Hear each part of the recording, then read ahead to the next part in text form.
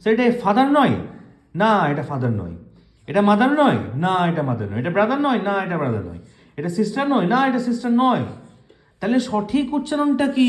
এই উচ্চারণগুলো যদি ভুল হয়, যদি ভুল হয়, তাহলে সঠিক উচ্চারণটা কি? যতদিন পর্যন্ত তোমরা জানতে এটাকে ফাদার, মাদার, ব্রাদার, সিস্টার, এগুলো তো জানতে, তাই না? গ্র্যান্ডফাদার, গ্র্যান্ডমাদার, কিন্তু এটা সম্পূর্ণ ভুল।